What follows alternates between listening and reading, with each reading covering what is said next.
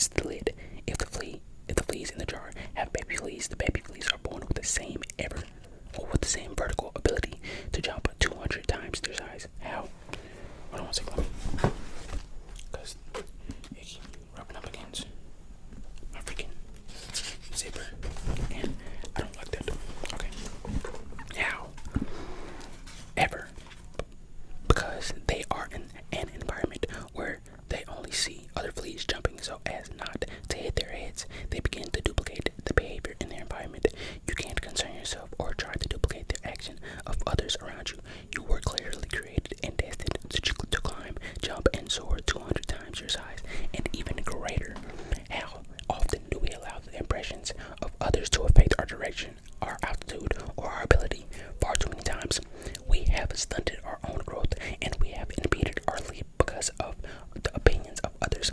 How often do we stop our own progress because we look to the left or to the right and based our actions on someone else's ability? Don't get caught in that trap of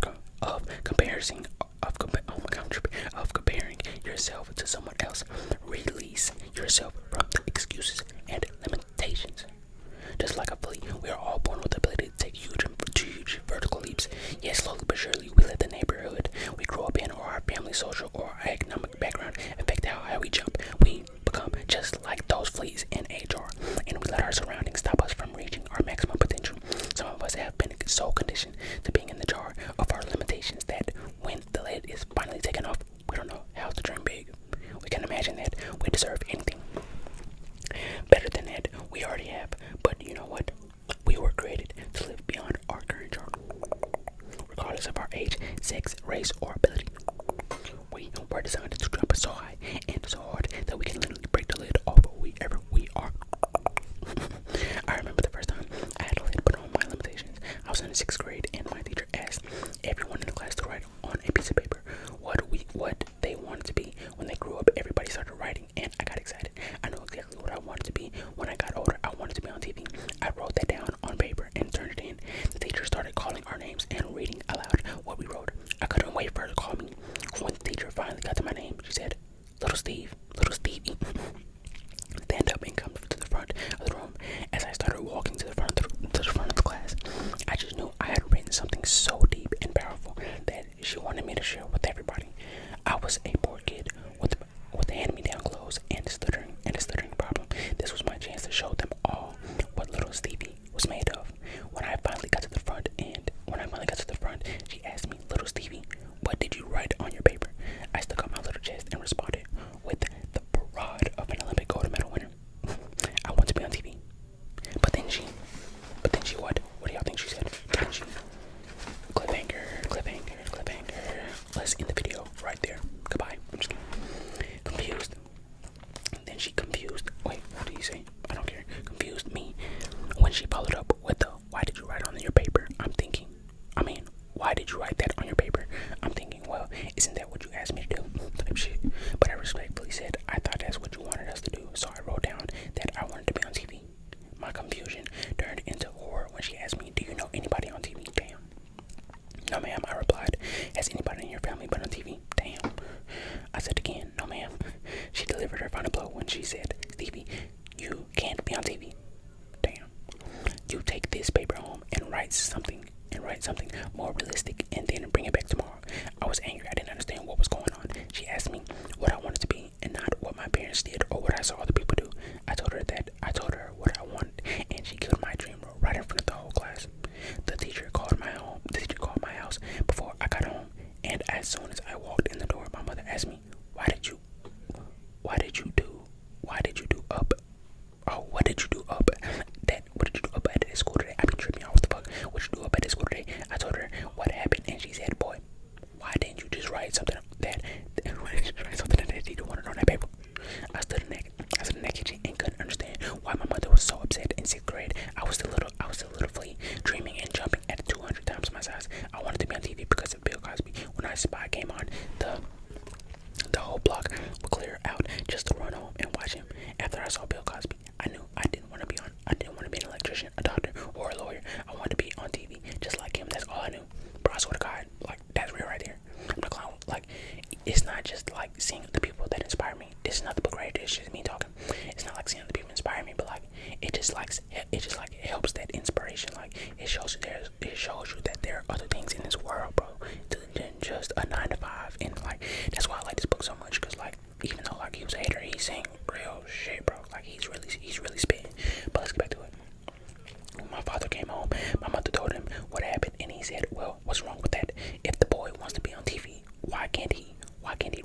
on his paper. Like, what the, oh God, bro.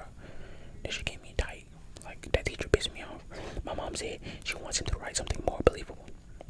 To which he replied, if that's what he wants to be, then she better start believing it. What the fuck?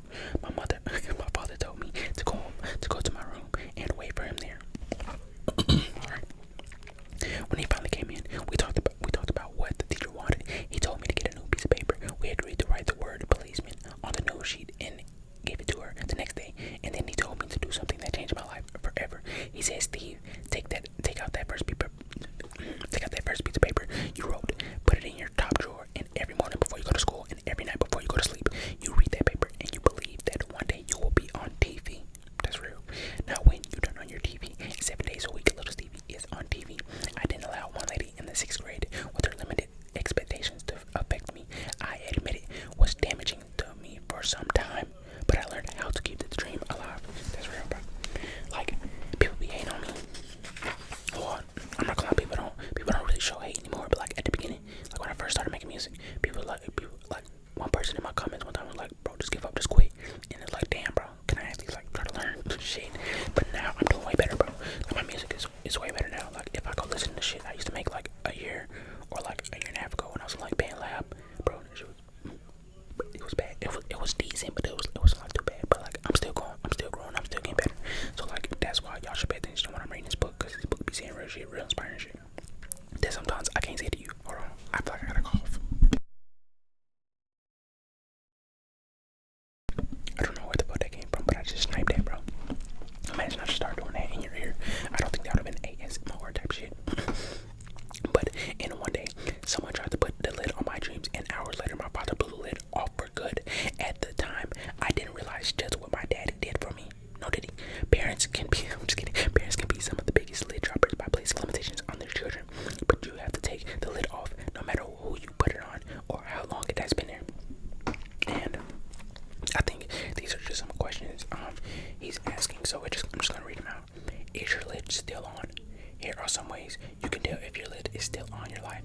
If you're not excited about waking up in the morning, if you're sitting around every day bored out of your mind, if you have time to do everything that anyone asks you to do, if you have time to watch all of your scheduled TV programs every week and not miss an episode, if you're getting plenty of sleep, if your dreams make sense to everyone around you, if you can achieve your dreams by yourself, if you recognized any of these behaviors in yourself or said yes as you read that list, you have to take the lid off your life and start living your dream. So let's go back through that list for real. Are any of you not excited about waking up in the morning? Are any of you sitting around every day bored out of your mind? Do any of you have time to do everything that anyone asks you to do? Do any of you have time to watch all of your scheduled TV programs every week and not miss an episode? I feel like it's nothing wrong with like being there for your scheduled TV program, but like I feel like if you have time to sit in the Twitch live all day, you're not really being productive, bro. I feel like the people that can sit in there and watch, like, there's nothing wrong. I love Twitch streamers. I love them. I don't really subscribe or watch Twitch streamers. I watch the YouTube videos that they post because I love YouTube so much. I just can't watch a live video because I can't like go back. I can't like pause it.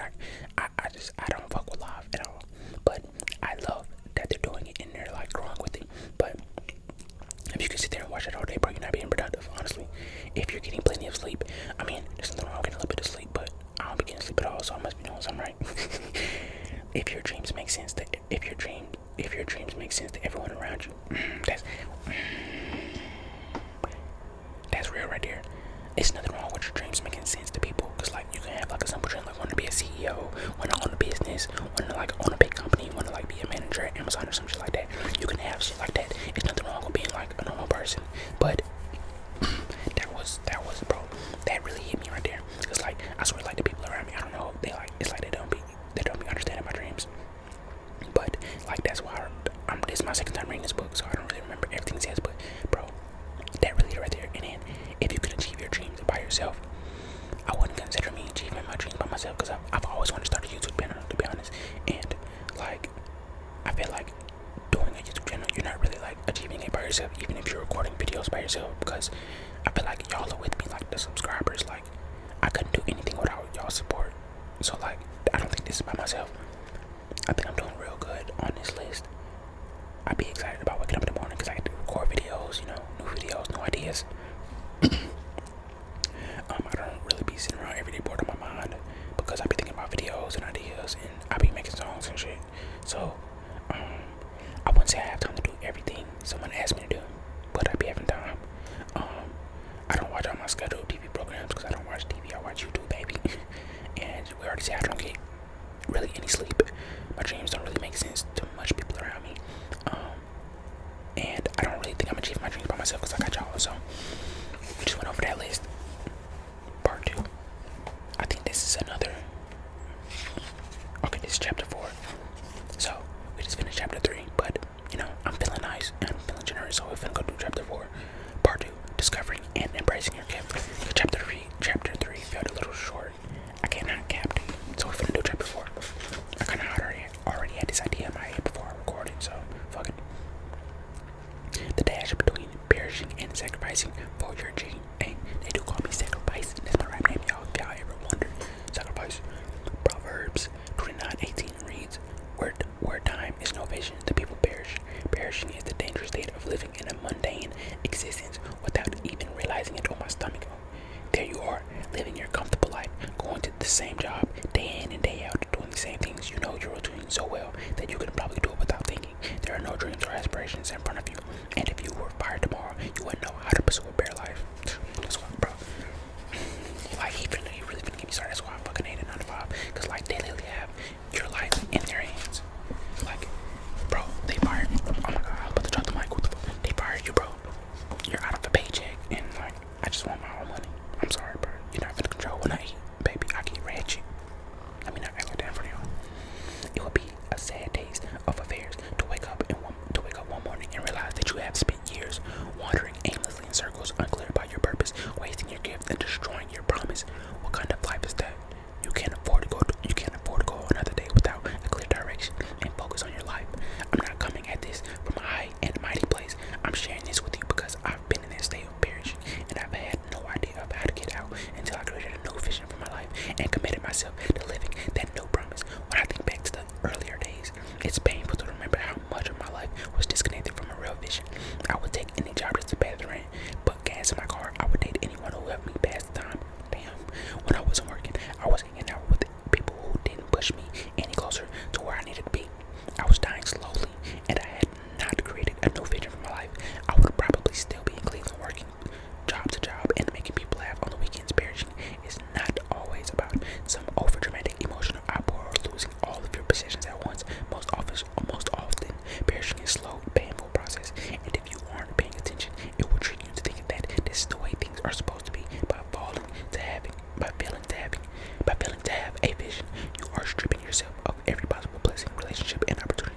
When you sit by and just let your life perish without a vision, it is the most painful kind of death. I'll go to the next section. I want to talk a little bit about perishing, because that's real, bro. Like, when I was like, 18 going on 19, bro, probably from now, not gonna lie, from like 13 to like 18, 19, from like when I started puberty, bro, that's when, I'm not gonna lie, that's when my perish started, bro. My perish phase was horrible, bro. Like, it was so bad, bro. I was so disconnected from the world, bro. Like, I don't know, I was so out of it, and I don't regret anything, because like I'm doing way better now. I feel way better now. I'm so happy now, and like I'm doing better things. Like I'm finding out who I want to be, what I want to be, and I love that for myself. But like back then, bro, when I think back on it, like, bro, I was so lost, and I was so confused, and bro, it was hard. Like, that's why I'm so connected to this book, bro. Like, it's like he be saying real shit that really like hit me, and like I hope like some people out there, like, this is helping y'all as well, because like, bro, this shit real. Like, I don't know, I was deep into my head, like, I was deep into it, and I could not get out of that shit, and then finally, I don't know what really helped me, but, like, I just knew I wanted to be something, bro, and I didn't want to give up on it. Now, actually, I'm not gonna lie to y'all, anime probably guided me out.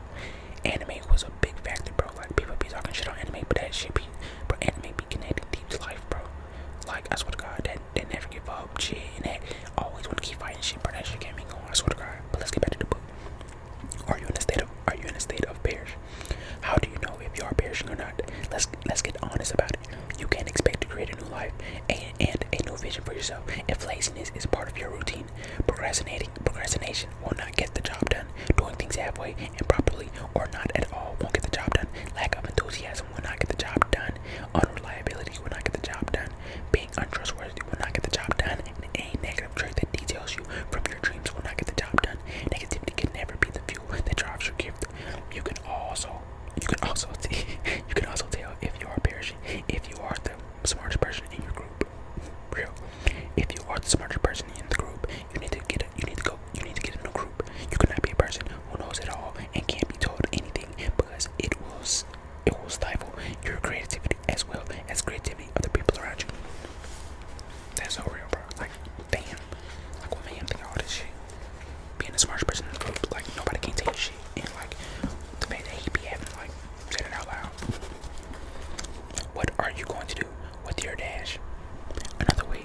put your state of perishing into perspective is to realize that one day your life will come to an end. Whether you want to believe it or not, there will be a casket and a hole in the ground with your name on it. The next homegoing service at your church could be yours. And the most important thing on that day won't be the amount of flowers that surrounded your casket or how well the choir sings your favorite hymn. I think that's hymn. The only thing that will matter is how well you use the dash between the day you were born and the day you die. I don't want you to spend your days preoccupied with the dots of death, but I do want you to live your life thinking about how your dash will make a difference in the world. In this world, if you still got the breath, if you still got the breath in your lungs and blood running through your veins, you've got another day to make your dash count. If you're still blessed to wake up and see another day, God has a purpose, a plan, and a destiny for your dash. I'm not gonna lie, I'm not be trying to do like that popping sound on my freaking lips, but my lips truly sorry.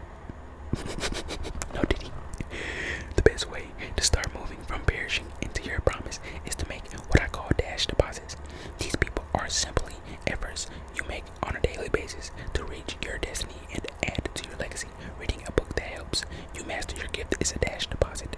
The work you put into completing a project that was due today is a dash deposit. Talking with your family members during dinner instead of watching TV is a dash deposit. Any small or large activity or action that adds to the quality of your life and your family's is a dash deposit.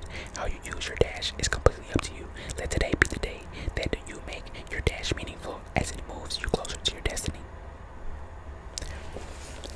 He has this thing like success actions where you list your dash deposit, but we're just gonna skip over that.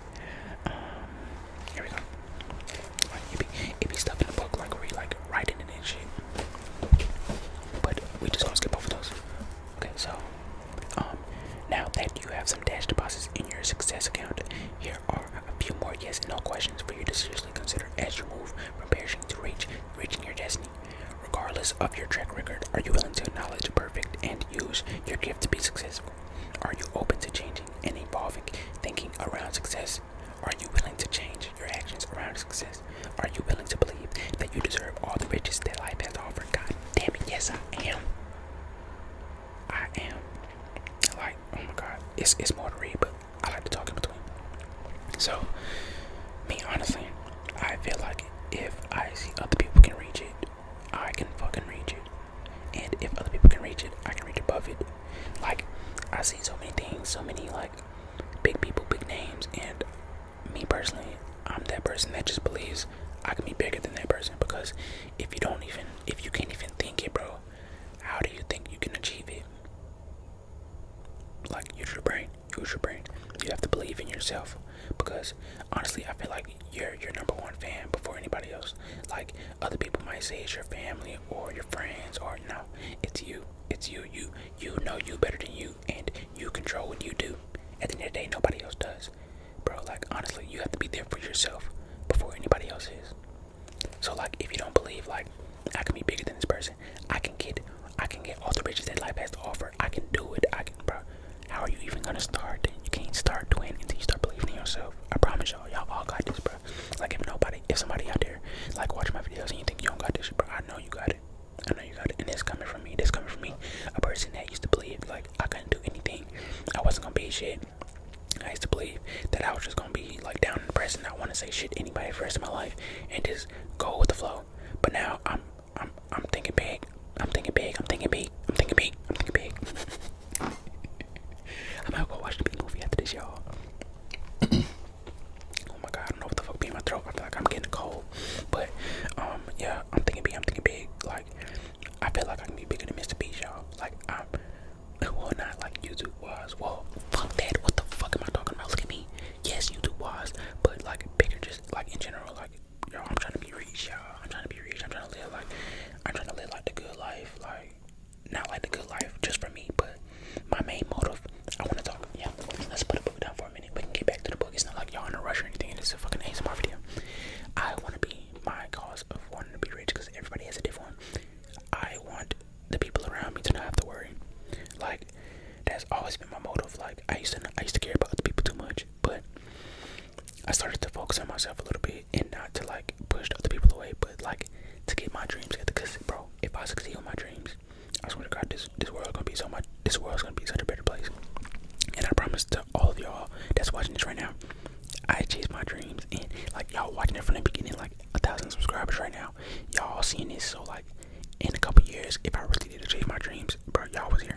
Y'all was here, and that's real special. Like people don't really see how special that is. Like I watched a lot of people grow. A lot of people grow from like when they was real small to like big as hell. Like I used to watch what? Oh, let me think. I used to watch God when he was doing the what's the shit? The college ding dong ditches, bro. Like it's crazy. Like my mind didn't even like really register like who he was at the moment, but like it used to come up on my page. I used to watch shit, but I didn't really like watch all his videos. I used to watch shit, and now look at him. Now look at him.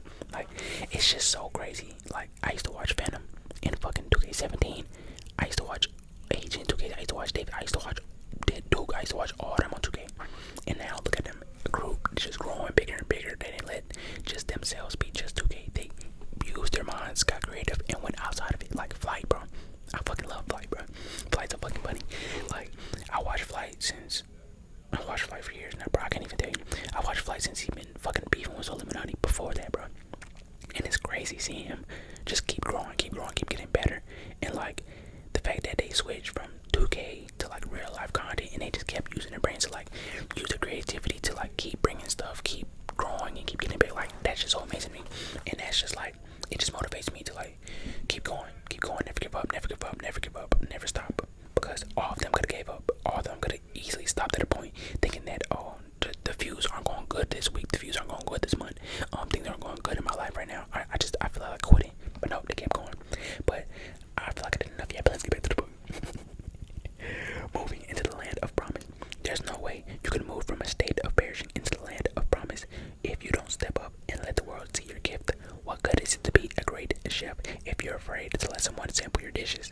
What sense does it make to be a great speaker if you won't let the world hear your voice? It's entirely possible that you could cash in your life savings to pursue your dream and a year later be flat broke. It's not desirable, but your leap of faith could land you back in your parents' basement. But which is worse, leaping and falling and getting back up, or living your life regretting that you never leaped at all?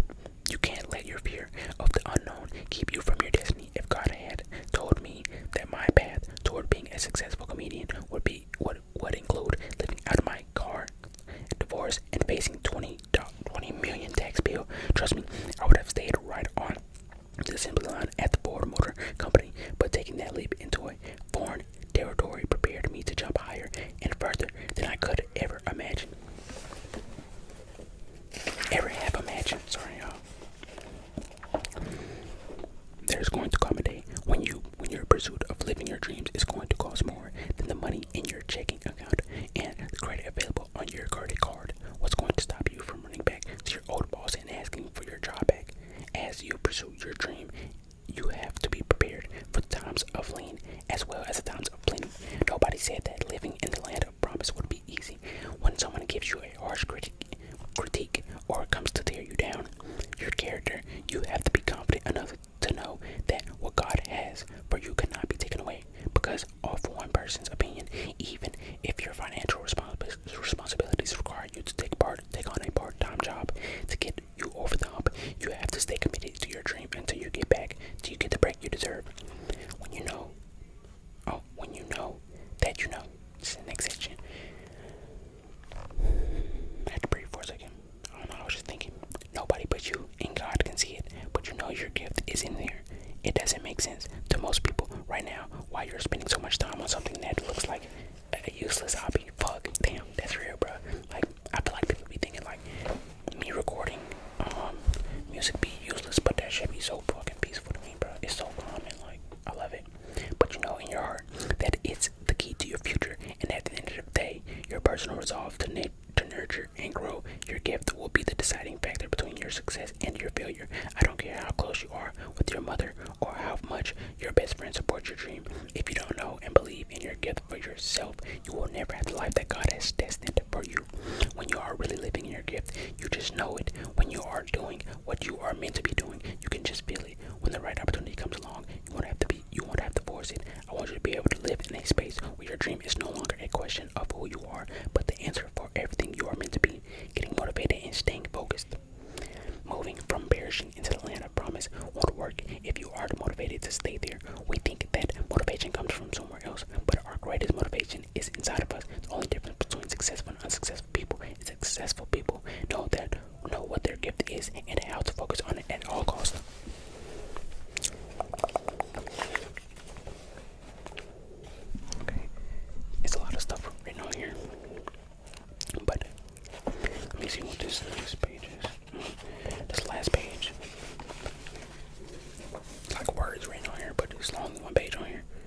Once I discovered my gift, pursuing it became my sole focus. After I finished focusing on the insignificant stuff and started focusing on my promise, I began to move in the right direction. We have to commit to taking the lid off our dream every day. Most of the world just wants you to get a job and make someone else rich.